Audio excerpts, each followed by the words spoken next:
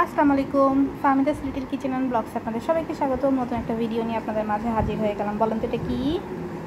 এটা হচ্ছে বিটরুটের জুস। এখানে আদা দিয়েছি আর বিটরুট দিয়ে একসাথে ব্লেন্ড করে নিয়েছি একদম। এটা ছেঁকে নিইনি, ছাঁকা ছাড়াই খাবো। দেখি কত দূর উপকার হয় আর কি। উপকারের জন্য কত কিছুই তো খেতে হবে। তো সকালে নাস্তার পরে হচ্ছে মিড টাইম যে স্ন্যাক্সটা থাকে ওইটার হচ্ছে আমি বিটরুট জুস দিয়ে করবো আজকে। তো আপনারা কি কখনো খেয়েছেন এরকম বিটরুট জুস? এরপর হচ্ছে রান্নাবান্না করতে হবে, তো এটাকে খেয়ে নিই।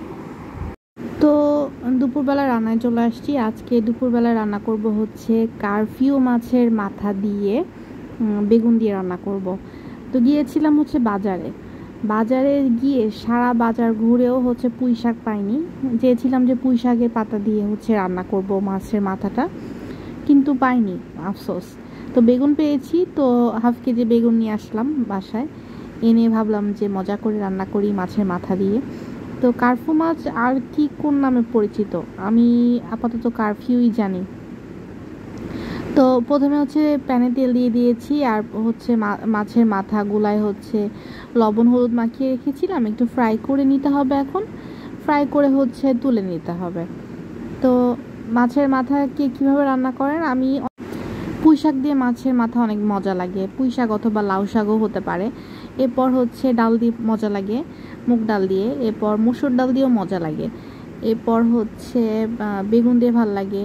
এরপরে আর কি দিয়ে, আবার নর্মালি যদি হচ্ছে কষা করি সেটাও মজা লাগে। মশলা দিয়ে একটু কষা কষা করে একটু আলু দিয়ে ধনিয়া পাতা দিয়ে টমেটো দিয়েও রান্না করলে মজা লাগে। তো মাথাটা খুব বেশি বড় ছিল না, তারপরও যা ছিল আলহামদুলিল্লাহ, ভাবলাম যে বেগুন এনেই রান্না করি। তো প্যানে দিয়ে দিয়েছি হচ্ছে পেঁয়াজ আর কাঁচামরিচ, আর এই ফাঁকে হচ্ছে একদম ফ্রেশ মশলা ব্লেন্ড করে নিয়েছি, সেটা দিয়ে রান্না করব। তো মশলার মধ্যে ছিল হচ্ছে আদা রসুন বাটা, পেঁয়াজ আর হচ্ছে জিরা আর ধনিয়া আর হচ্ছে শুকনো মরিচের গুঁড়া, লবণ আর হলুদ দিয়ে মশলাটা মেখে রেখেছিলাম। এরপর হচ্ছে দিয়ে দিব এখানে। তো সব মশলা আমি এভাবে একবারেই হচ্ছে মিক্সড করে রেখে দিই। দেখা যায় যে রান্নার সময় বারবার করে নিতে খুব ঝামেলা হয়, যেহেতু ভিডিও করি ওইটা করতে একটু হ্যাসেল হয়, যার কারণে এভাবে একবারেই রেখে দিই করে আর কি। তো এই মশলাটাই দিয়ে দিব আর কি, দিয়ে খুব ভালো মতন কষিয়ে হচ্ছে আমি বেগুন কেটে রেখেছিলাম সেটা দিয়ে খুব ভালো মতন কষিয়ে নিব। আর মশলাটা কষানোর জন্য একটু পানি দিয়ে দিব যাতে র ফ্লেভারটা না থাকে আর কি। আর ভালো মতন মশলা কষানো হয়ে গেলে বেগুন দিয়ে মাছ দিয়ে মজা করে রান্না করে নিব।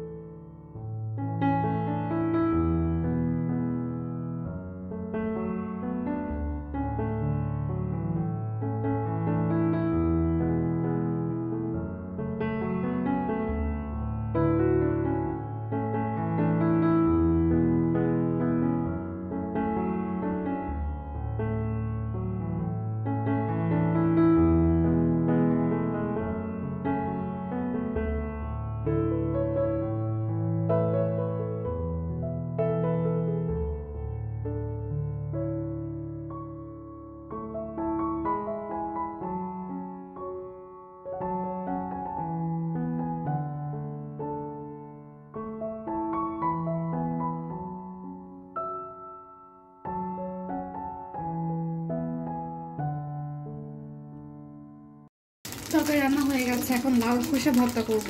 আর লাউ খোসা হচ্ছে ভর্তা করার জন্য প্রথমে দিয়ে দিব অনেকগুলো কালো জিরা। এখানে আমি হচ্ছে লাউ খোসা ব্লেন্ড করে নিয়েছি। আমি কি কি দিয়েছি বলছি। এখানে লাউ খোসা দিয়েছি, আদা রসুন বাটা দিয়েছি, এরপর হচ্ছে রসুন, কাঁচামরিচ, পেঁয়াজ আর হচ্ছে লাউ খোসা একসাথে হচ্ছে প্রথমে ব্লেন্ড করে নিয়েছি। এরপরে হচ্ছে কাঁচা চিংড়ি মাছ দিয়ে খুব ভালো মতন আবারও ব্লেন্ড করে নিয়েছি। ব্লেন্ড করার পর হচ্ছে এই যে এখন দেখতে পাচ্ছেন বাগারে কালো জিরা দিয়ে দিয়েছি, আর দিয়েছি হচ্ছে লবণ, হলুদ, ধনিয়া গুঁড়া আর হচ্ছে জিরা গুঁড়া। ব্যাস, আর কিচ্ছু দেওয়া লাগবে না। এখন জাস্ট এটাকে মানে নেড়ে নেড়ে টানিয়ে রান্নাটা করে নিতে হবে। এইভাবে লাউ খোসা ভর্তা করে দেখবেন, খুবই মজা লাগে খেতে। তো এটা একদম ভাজা ভাজা হয়ে যাবে, টেনে যাবে, তারপর হচ্ছে খোসাটা ভর্তা হয়ে যাবে। রান্নাবান্না কমপ্লিট আর দুপুরবেলার খাবারও কমপ্লিট। এই তো এখানে খেয়ে নিয়েছি। মাছের মাথাটা অনেক মজা হয়েছিল, আর একটু ভর্তা করেছিলাম লাউর খোসা ভর্তা, সেটাও খেয়ে নিয়েছি। এই তো ছোট্ট ভিডিও শেয়ার করেছি। আশা করছি আপনাদের কাছে ভালো লেগেছে। দেখা হবে নেক্সট ভিডিওতে। আল্লাহ হাফেজ।